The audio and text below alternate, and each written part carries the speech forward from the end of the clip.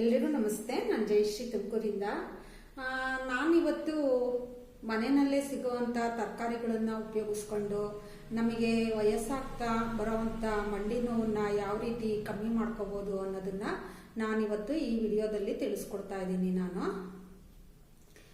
ಇದನ್ನು ನನಗೆ ಯಾರೋ ಒಬ್ಬರು ಮನೆ ಮದ್ದು ಕೊಡೋವಂಥವ್ರು, ಅಂದರೆ ಬೆಟ್ಟ ಗುಡ್ಡಗಳಲ್ಲಿ ಸಿಗೋವಂಥ ಗಿಡಮೂಲಿಕೆಗಳು ಅಥವಾ ನಮ್ಮ ಸುತ್ತಮುತ್ತ ಸಿಗುವಂಥ ತರಕಾರಿಗಳು ಇದನ್ನು ಉಪಯೋಗಿಸ್ಕೊಂಡೆ ಅವರು ಮನೆ ಮದ್ದು ಅಂತೇಳಿ ಕೊಡ್ತಾರೆ. ಅವರು ನಮಗೆ ಈ ವಿಷಯನ ತಿಳಿಸಿದ್ರು. ನಮಗೆ ಈ ಥರ ಮಾಡಿಕೊಂಡ್ರೆ ನೋಡ್ರಿ ಇದು ಒಳ್ಳೇದಾಗುತ್ತೆ ಅಂತ ಅಂದ್ಬಿಟ್ಟು ಅದನ್ನು ನಾನು ಇವತ್ತು ನಿಮ್ಮ ಜೊತೆ ಶೇರ್ ಮಾಡ್ಕೊತಾ ಇದ್ದೀನಿ. ನೋಡಿ, ಈಗ ವಯಸ್ಸಾಗ್ತಾ ಆಗ್ತಾ ತುಂಬ ಜನಕ್ಕೆ ಮಂಡಿ ನೋವು ಶುರುವಾಗ್ಬಿಡುತ್ತೆ. ಮತ್ತು ತುಂಬ ಇನ್ನೂ ಜಾಸ್ತಿ ವಯಸ್ಸಾಗಿರೋರಿಗೆ ಮಲಗಿದ್ರೆ ಬೆಳಗಿನ ಹೊತ್ತು ಎದ್ದೇಳಕ್ಕೆ ಆಗೋದಿಲ್ಲ. ಕೈಕಾಲು ಮಂಡಿಗಳು ಎಲ್ಲ ಹಿಡ್ಕೊಂಡ್ಬಿಟ್ಟಿರುತ್ತೆ. ಇನ್ನು ಔಷಧಿ ಮಾತ್ರೆ ಎಲ್ಲ ತಗೊಂಡ್ರೆ ಕಮ್ಮಿ ಆಗುತ್ತೆ, ಮತ್ತೆ ಶುರುವಾಗುತ್ತೆ. ಇದಕ್ಕೋಸ್ಕರ ನಾನು ಏನಪ್ಪ ಹೇಳೋದು ಅಂದರೆ, ಔಷಧಿ ಮಾತ್ರೆಗಳನ್ನೇ ನಾವು ಊಟದ ಥರ 3 ಹೊತ್ತು ಜಾಸ್ತಿ ತಗೊಳ್ಳೋ ಬದಲು ಈ ಥರ ನಮ್ಮ ಮನೆಯಲ್ಲೇ ಸಿಗೋವಂಥ ತರಕಾರಿಗಳನ್ನೇ ನಾವು ಔಷಧಿಯಾಗಿ ನಾವು ತಗೊಂಡ್ರೆ ಅದು ನಮಗೆ ಯಾವುದೇ ರೀತಿಯ ಸೈಡ್ ಎಫೆಕ್ಟ್ಗಳು ಕೂಡ ಇರೋದಿಲ್ಲ. ಅದಕ್ಕೋಸ್ಕರ ಇದೇನು ತರಕಾರಿಗಳಲ್ವಾ, ನೀವು ಕೂಡ ಒಂದ್ಸಾರಿ ಪ್ರಯತ್ನ ಮಾಡಿ ನೋಡ್ಬೋದು. ಇದರಲ್ಲಿ ಯಾವ ತೊಂದರೆನೂ ಇರೋದಿಲ್ಲ. ನೋಡಿ, ಇದು ಜವಳಿಕಾಯಿ ಅಂತ ಹೇಳ್ತಾರೆ, ಗೋರಿಕಾಯಿ ಅಂತಾರೆ, ಮತ್ತು ಚೌಳಿಕಾಯಿ ಅಂತಲೂ ಕರೀತಾರೆ. ಬೇಕಾದಷ್ಟು ಹೆಸರುಗಳಲ್ಲಿ ಇದನ್ನ ಹೇಳ್ತಾರೆ. ಈ ಗೋರಿಕಾಯಿನ ಏನು ಮಾಡಬೇಕು ಅಂದರೆ, ರಾತ್ರಿ ಹೊತ್ತು ಊಟ ಆದಮೇಲೆ ಇದನ್ನ ಒಂದು 15 ತಗೋಬೇಕು. ಇದ್ರೊಳಗಡೆ ನೋಡಿ, ಇದು ಈ ಥರ ಕೆಳಗಡೆ ಇರುತ್ತಲ್ಲ, ಇದು ಕೆಳಗಡೆದನ್ನು ಮತ್ತು ಇಲ್ಲಿ ಮೇಲ್ಗಡೆ ತೊಟ್ಟಿ ಇರುತ್ತಲ್ಲ ಅದನ್ನು ಎರಡನ್ನು ಬಿಡಿಸ್ಕೊಂಡ್ಬಿಟ್ಟು ಈ ರೀತಿಯ ಒಂದು 15 ಗೋರಿಕಾಯಿಗಳನ್ನು ರಾತ್ರಿ ನಮ್ದು ಊಟ ಎಲ್ಲ ಆದಮೇಲೆ ಏನು ಮಾಡಬೇಕು, ಇದನ್ನ ಮಿಕ್ಸಿನಲ್ಲಿ ಹಾಕಿ ರುಬ್ಕೋಬೇಕು. ಹಿಂದಿನ ಕಾಲದಲ್ಲೆಲ್ಲ ಅವ್ರ ಪಂಡಿತರು ಹೇಳಿದ್ದು, ನಾವು ಒರಳಲ್ಲೇ ರುಬ್ತಾ ಇದ್ದೀವಿ, ಒರಳಲ್ಲೇ ರುಬ್ಕೊಂಡ್ಬಿಟ್ಟು ಚಟ್ನಿ ಥರ ಉಪ್ಪು ಹಾಕ್ಬಿಟ್ಟು ರುಬ್ಕೊಂಡು ಅದನ್ನು ತಿಂತಾ ಇದ್ವಿ ಅಂತ ಹೇಳಿದ್ರು ಅವರು. ಈಗ ಮಿಕ್ಸಿ ಎಲ್ಲ ಇದೆ ಅಲ್ವಾ, ಹಂಗಾಗ್ಬಿಟ್ಟು ಇದನ್ನು ಒಂದು 15 ಗೋರಿಕಾಯಿಗಳನ್ನ ನೀವು ನೀಟಾಗಿ ತೊಳ್ಕೊಂಡ್ಬಿಟ್ಟು ಸ್ವಲ್ಪ ಹಚ್ಕೊಂಡ್ಬಿಟ್ಟು ಮಿಕ್ಸಿಗೆ ಹಾಕಿ ರುಬ್ಬಿಡಿ.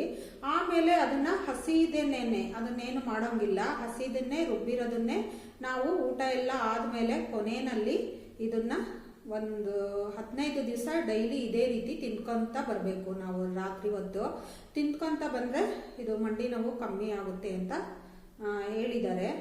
ಇದನ್ನು ನೀವು ಕೂಡ ಒಂದ್ಸಾರಿ ಪ್ರಯತ್ನ ಮಾಡಿ ನೋಡಿ, ಗೋರಿಕಾಯಿನ. ಮತ್ತು ಇದು ಬೆಂಡೆಕಾಯಿ. ಇದು ನೋಡಿ, ಇದು ಬೆಂಡೆಕಾಯಿನೂ ಅಷ್ಟೇ, ಇದರಲ್ಲಿ ಲೋಳೆ ಥರ ಅಂಟಿನಂಶ ಎಲ್ಲ ಜಾಸ್ತಿ ಇರುತ್ತೆ. ಇದು ಬೆಂಡೆಕಾಯಿ, ಇದನ್ನು ಅಷ್ಟೇ. ಬೆಂಡೆಕಾಯಿನ ಇದು ಮೇಲ್ಗಡೆದು ಇದನ್ನು ತೆಗೆದುಬಿಡಬೇಕು, ಮತ್ತು ಇದು ಕೆಳಗಡೆದು ಅಷ್ಟೇ, ಇದನ್ನು ಅಷ್ಟೇ ತೆಗೆದುಬಿಡಬೇಕು. ತೆಗೆದುಬಿಟ್ಟು ಇದು ಅಷ್ಟೇ ಒಂದು 4-5 ತಗೊಂಡ್ರೆ ಸಾಕು ಬೆಂಡೆಕಾಯಿನ. ಇದನ್ನು ಏನು ಮಾಡಬೇಕು, ರಾತ್ರಿ ಹೊತ್ತು ತೊಳೆದ್ಬಿಟ್ಟು ಸಣ್ಣ ಪೀಸ್ ಮಾಡಿಬಿಟ್ಟು ಹಚ್ಬಿಟ್ಟು ನಾವು ಒಂದು ಲೋಟ ನೀರಲ್ಲಿ ಹಾಕ್ಬಿಟ್ಟು ಈ ಥರ ನೋಡಿ, ಇದು ನಾನು ರಾತ್ರಿ ಹಚ್ಚಿ ಇಟ್ಟಿದ್ದೆ.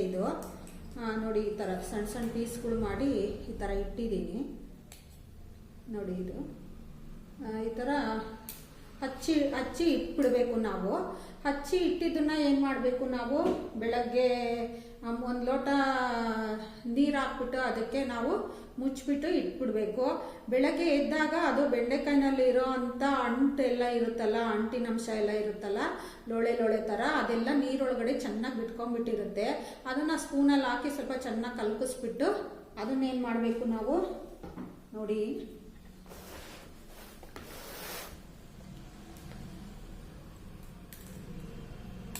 ನಾನು ರಾತ್ರಿ ನೆನೆಸಿಟ್ಟಿದ್ದೆ. ನೋಡಿ, ಅಂಟು ಥರ ಬರ್ತಾ ಇದೆ, ಅದು ಗಮ್ ಥರ ಬರ್ತಾ ಇದೆ. ಅದು ಹೆಂಗೆ ಬರ್ತಾ ಇದೆ, ನೀರು ಥರ ಬರ್ತಾ ಇಲ್ಲ, ಅದು ಗಮ್ಮು ಆಗ್ಬಿಟ್ಟಿದೆ. ಗಮ್ಮು ಥರ, ಗಮ್ಮೆ ಅನ್ಬೇಕು, ಆ ಥರ ಇದೆ. ನೋಡಿ ಅಂಟು ಯಾವ ಥರ ಬರ್ತಾ ಇದೆ ಅದು. ನೋಡಿ,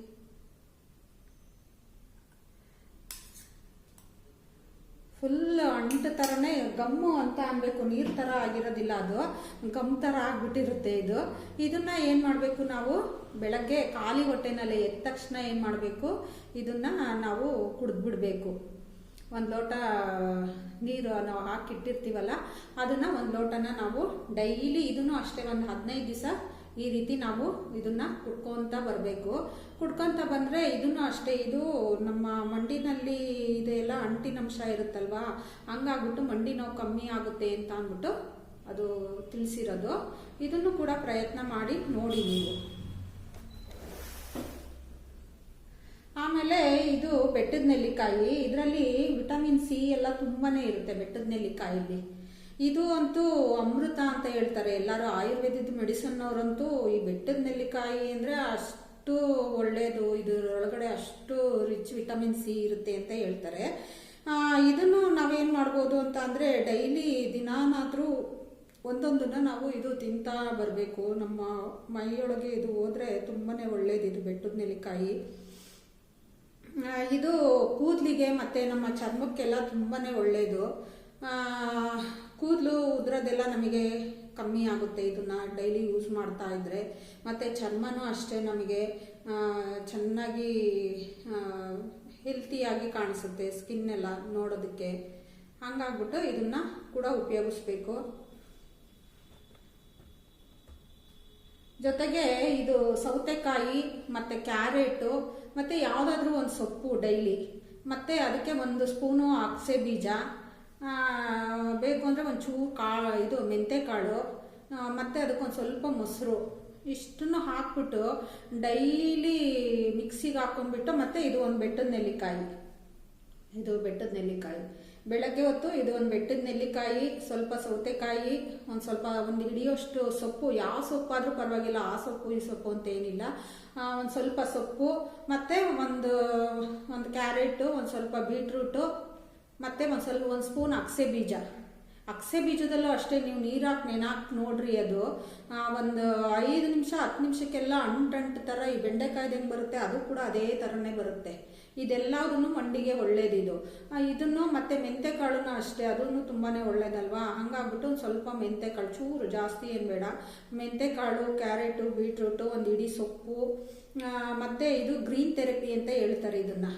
ಒಂದು ಇದು ಯಾವುದು ಬೆಟ್ಟದ ನೆಲ್ಲಿಕಾಯಿ, ಇದೆಲ್ಲದನ್ನು ಡೈಲಿ ಹಾಕ್ಬಿಟ್ಟು ಒಂದು ಲೋಟ ಕುಡಿತಾ ಬಂದರೆ 1 ತಿಂಗಳು ಕುಡಿಯೋ ಅಷ್ಟೊತ್ತಿಗೆ ಇದೂ ಅಷ್ಟೇ ತುಂಬಾ ಒಳ್ಳೆಯದು. ನಮ್ಮ ದೇಹದಲ್ಲಿ ಯಾವುದೇ ರೀತಿಯಾದ ನೋವುಗಳಿರಲಿ ಎಲ್ಲದನ್ನು ಕಮ್ಮಿ ಆಗುತ್ತೆ ಅಂತ ಹೇಳ್ತಾರೆ.